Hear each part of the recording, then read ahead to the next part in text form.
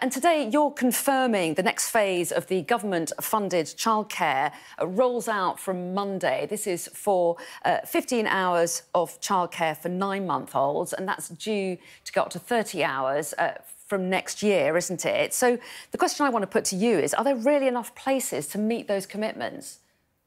Well, first of all, thanks to an enormous amount of hard work from childcare providers alongside local authorities and the government, we do have enough places for people to be able to take up that free 15-hour offer from the 1st of September. And actually, there'll be hundreds of thousands of parents whose children will be able to get that really important start to help them to be able to work and, importantly, to help children to have the very best start in life. But there is a big problem about the plan for next year. Essentially, you know, the last government announced this entitlement from September 2025 that you'd be eligible for 30 hours free childcare for your child from 9 months. They announced the pledge. They didn't have a plan for delivering it. So we're going to have to, over the next year, increase childcare places by 85,000, get 40,000 more people into that workforce. It's going to be tough. It's going to be tough for all of us working together, but we are determined to do our absolute best to actually make this a reality, because it is such an important part of our overall plans to make sure that early education fits alongside schools and childcare in order to give children the very best start in life. How worried are you about the shortage of staffing? Isn't the truth that nursery staff really just aren't paid very much and there aren't enough people that want to go into the profession?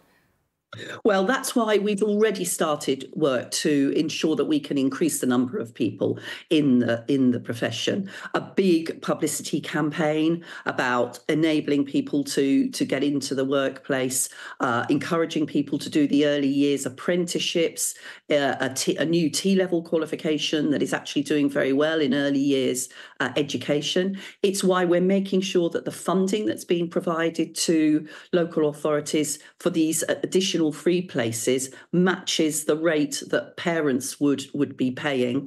And of course, we need to carry on looking at this really important issue about how we value, both financially and in other ways, the people that are doing such an important job, which is giving our children the very best start in life.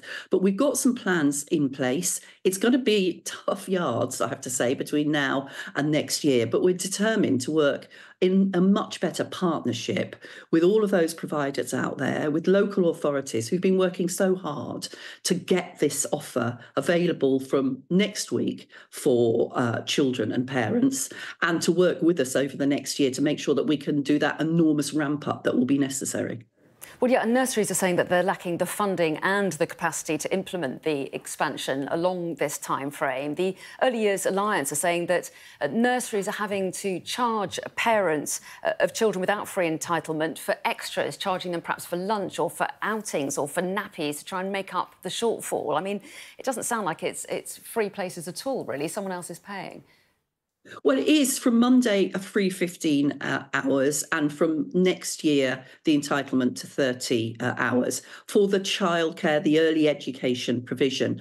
And what we've been very clear about in our guidance is where providers feel that they need to charge for food, for example, or for nappies, within the government-funded childcare hours, that has to be something that is optional. So parents need to be able to provide their own nappies or provide the lunch themselves. But, you know, I do take the point that there is a real challenge for early years providers in delivering this big ramping up of provision. It is a very good thing. It's a very good thing for children, and it's a very good thing for parents in terms of their work choices. But it is something where we need to continue working very hard alongside the providers, and we will do over the next year, to make sure that we've got those 85,000 extra places and the 40,000 extra staff that will be necessary in order to enable us to get at least close to that entitlement next year.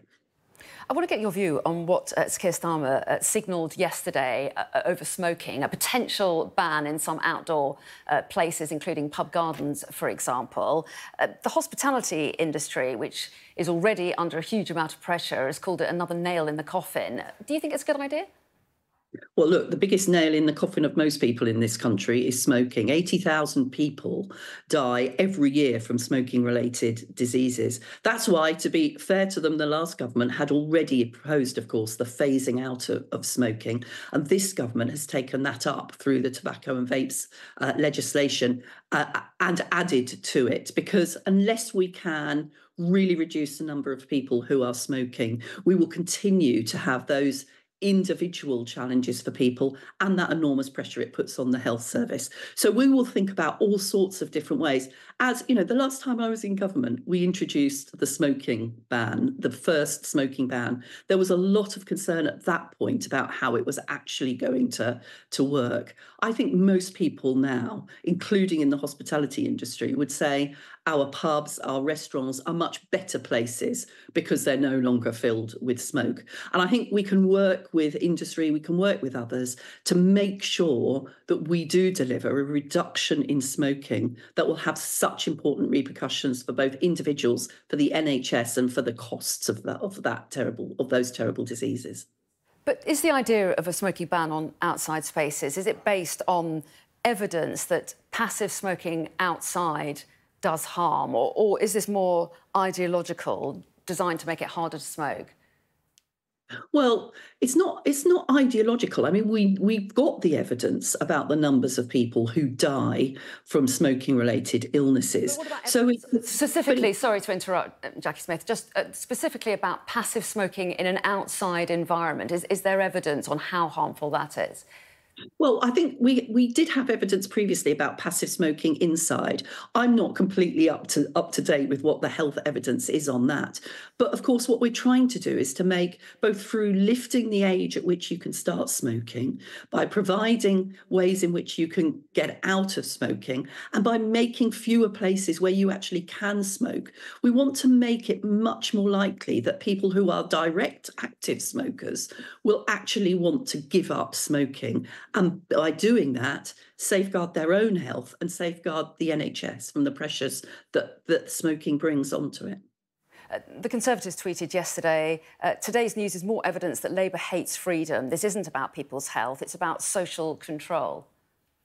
Well, the Conservatives were the people, well, certainly the last Conservative Prime Minister, rightly in my opinion, were the people who identified the problem of smoking and began to introduce legislation that would help to bring about some changes. Frankly, what the Conservatives are saying as they battle to save their party and to find their next leader, I'm not sure are the things that we should use to guide the sort of sensible approach that we're taking to helping people to reduce their smoking and to cut the 80,000 people who die every year from smoking-related diseases. And would this step include vaping? No, the real damage for health comes from smoking. And of course, we need to make sure that vaping is something that is used where it's effective, in other words, to help people to give up smoking, and not something that perhaps encourages particularly children into vaping when they weren't going to start in the first place. But the real damage comes from tobacco. And that's why when we were last in government, we took enormously important action to reduce smoking and the health impacts of it. And it's why we'll do it again this time. Can I just ask you about Margaret Thatcher's portrait? Keir Starmer's biographer says that the Prime Minister has taken it down from its room in Downing Street. Should he have done that, do you think? I think he's hung it up somewhere else, hasn't he, as far as I'm aware. Look, me, has he? Keir Starmer can't win, can he? Because a few months ago he was being criticised for talking about what he admired about Margaret Thatcher, and now he's being criticised for moving her portrait. I think the important thing for Keir Starmer is probably to learn what he can from previous prime ministers, but to crack on with what he's doing in very successfully leading the country. You were the first female Home Secretary, weren't you? Margaret Thatcher, the first female Prime Minister in this country. Do you think she should have her portrait up then? She's got, of course, Margaret Thatcher, as a previous Prime Minister, has got her portrait up in number 10 Downing Street. I don't think whether or not you shift a portrait from one room to somewhere else is the most pressing issue of the day, Anna. But as I say, learn from previous Prime Ministers. But in the end, Keir Starmer's got to lead the country in the serious and productive way that he's been outlining this week. And I think that's probably what's mostly on his mind. OK, Jacqui Smith, always good to talk to you. Thanks very much indeed for your time this morning. Thank you.